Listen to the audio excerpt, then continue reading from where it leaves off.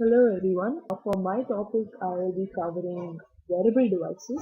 I will be giving you an insight onto wearable devices. I will also be analyzing one particular wearable device in detail.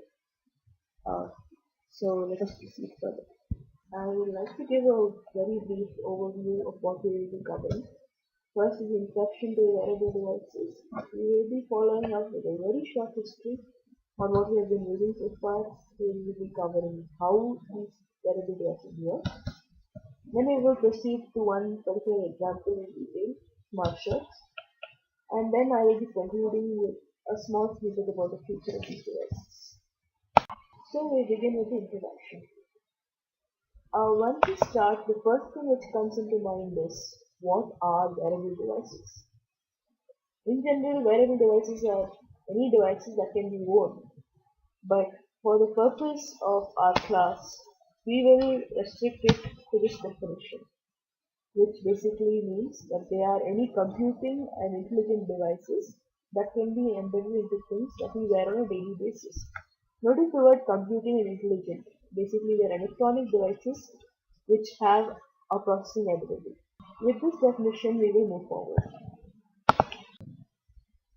I think we have all come across wearable devices in our day-to-day life.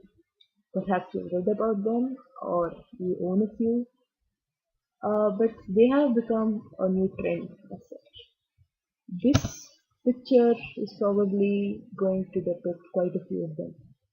The skeleton over here is wearing quite a few wearable devices. First one is the Google Glass, which is meant for your augmented reality to basically superimpose the real world in the virtual world. It is a big hit with gaming consoles. Other than this, you have your smartwatches. These watches help you monitor your runs, your health status, etc. Some examples are probably the Pebble smartwatches as mentioned, and the new Apple iWatch. The Apple iWatch will release in September.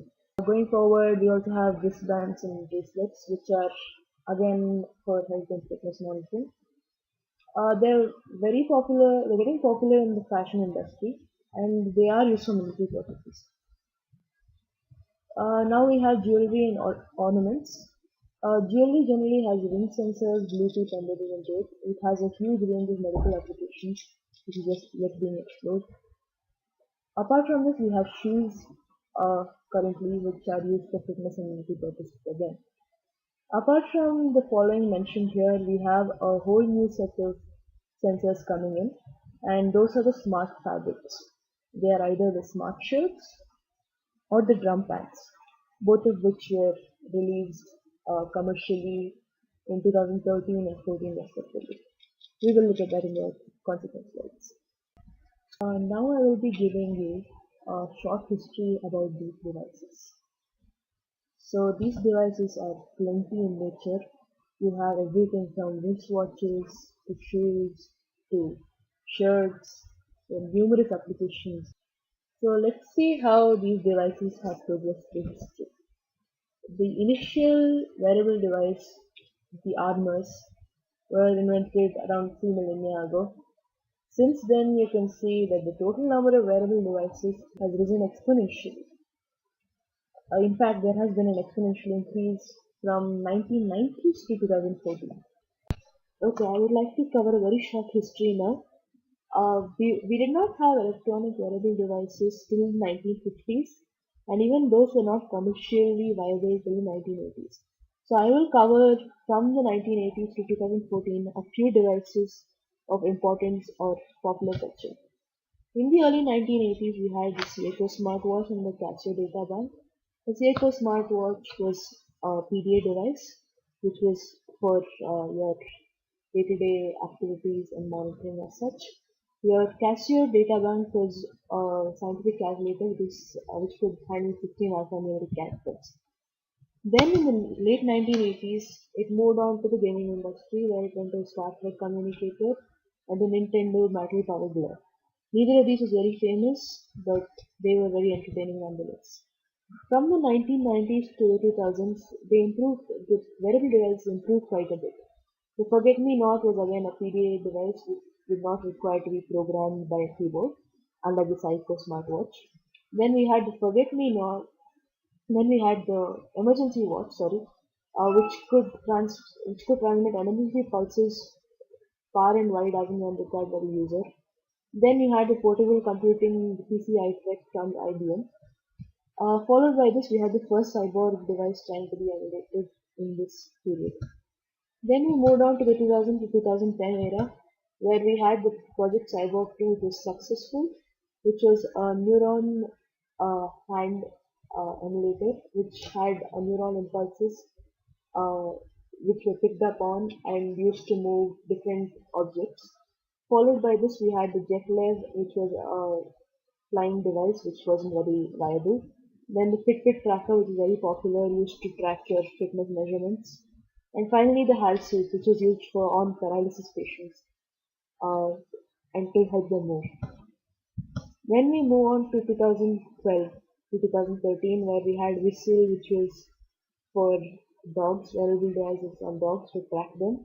Then the NFC ring, which is used to for easy communication between any two people, easier share of contacts. All you do is shake your hand. Then you have the drum pants, which was again a smart fabric based on piezoelectric skills. It would create different sounds based on where you tap it. Then you had the Google Glass, which is of course very well known, which is used for augmented reality. Next, we move on to 2014 and we'll see what comes. We have the we have wearable devices from the company Cuff, which is again emergency devices designed like jewelry. It's fashion technology. Then we have the Apple iWatch, which is due to release in September 2014, which is like the Pebble smartphone. And then, of course, Intel released its latest smart shirt recently, which we now come to how it works. Forward, this these wearable devices, considering they are wearable, have two kinds of sensors. Either they are touch sensors, that is, they pick up signals from your body by touch alone, or non-touch sensors. So usually touch sensors are all biosensors. So this is how they look. You have a biological element, which is usually your wrist. So this biological element is what is transmitting your pulse. Then you have your sensor which is nothing but your enzymes which are reacting. Based on this enzymes and how they react, you have certain signals produced, and these signals are sent to a transducer. This transducer then further goes ahead to convert them to electrical signals that are readable by your processor, and this can go further either to display an audio device as signified by the red line, and it will also go to your signal processing unit, which is a microcontroller or a microprocessor, which is usually calibrated. Based upon the outputs received, it will communicate back to the display or audio device to inform you, maybe through LCDs, through headphones, through speakers, alarms, even your OLED displays. This, of course, the microprocessor and control unit is powered by a battery supply, which is renewable. Apart from this, your microprocessor and controller unit will also communicate to these communication devices, whether it be through Wi-Fi or NFC, Bluetooth, or your mobile networks. For certain biological sensors, for certain applications, say military or medical, just displaying is not enough. We need a feedback loop, something which will go back to your biological sensor, to your biological element, and create the necessary action required so that we can change how the signal appears next time. Apart from the biological sensors, we have other sensors which can be used, which are non-touch sensors, like microphones and cameras, which pick up on speech and uh, light. These microcontrollers or processors don't usually require a lot of power, uh, but they do need to have high processing speeds for them to work effectively. So they are generally small devices. One example is your Intel Edison core processor, which I will be covering in the next slide. One example which I will be covering now is the smart shirts.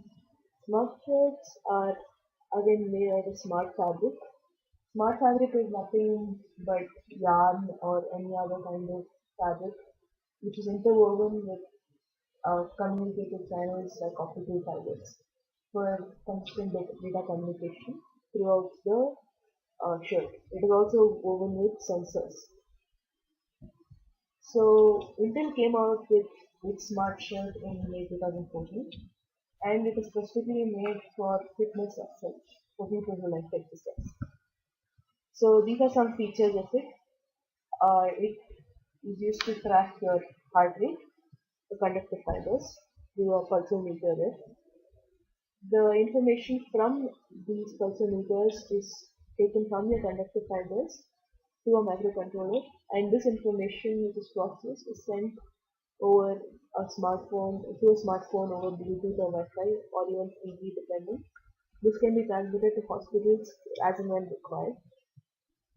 This particular smart shirt uses the Edison microcomputer. It is the new microcomputer from Intel. It was released a year ago. It is a 400 megahertz dual core processor and with a one core microcontroller. This particular smart shirt can be used to monitor people who have to be monitored 24/7, like old and aging people who need to have constant care. So this is how your Intel smart shirt looks like. Apart from this, the microcomputer in this shirt is put in a separate box which can be worn as a belt. The rest of the fabric is washable. While washing, you will have to take out the fabric. This was the latest model. The initial model of the smart shirt was made in Georgia Tech in 2005, and it was made mostly for military purposes. This is how the vest created by Georgia Tech looks, the initial vest. So now we come to the working with smart shirt. So this is how the smart shirt architecture looks. The red lines here are the optical fiber. I will go through each part in detail. The first one is your microphone, the sensor over there. The red lines, as I mentioned, is the optical fiber which is woven into the smart shirt seamlessly. It's a plastic optical fiber, and it is woven in such a way that there are no holes or discrepancies near the arm joints. Next is the basic grid system, which is a way, which is connected to the data bus and is a way of locating where the soldier is wounded. Next is the data bus itself, which is a way of communicating from the sensors to your processing unit, which is the brown square thing at the bottom.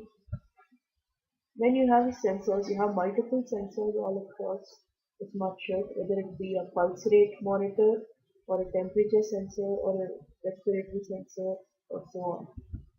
Finally, you have your multifunction processor down there, which does most of your processing and also does the uh, function of transmitting your signals to your base camp when the soldier is wounded.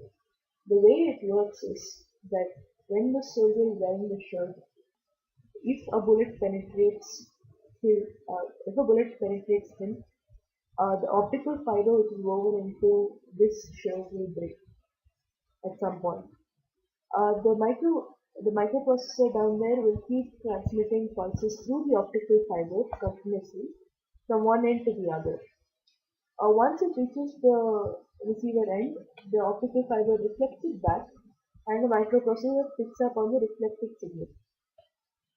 In case there is a break in the optical fiber network somewhere, the signal will not be reflected back and the microprocessor will know that the soldier is wounded. It will then send a signal out through the data bus, which will use the grid to pinpoint the exact location of the wound. Based upon the location of the wound received, the microprocessor will then send a signal to the base camp. In the base camp, the people monitoring the system will look at the location and see if it is a critical location. Say if the soldier is wounded near the heart or the lungs, then he might require immediate assistance. So this is a very important concept because we can't it helps us not waste time on not so critical injuries. Apart from this, the sensors on this particular smart shirt, which is a 3840 volt smart shirt, are movable based upon the size of the wearer. So this pretty much covers how the smart shirt works. So now we come to the future of wearable devices. The future of wearable devices, as mentioned here, is greatly interlinked with nanotechnology and wearable computing. Nanotechnology will serve to improve upon your wearable devices in future. Going forward, we will require a lot less exclusive devices. We will require smaller devices which have more functions. As in time, maybe with help of all our organic semiconductors, we will reach a time where we don't need devices to be wearable, but they will be embedded in us. So they will be devices which we won't even notice exist within us. So with this topic, I would like to conclude that wearable devices have a very bright future indeed. Thank you.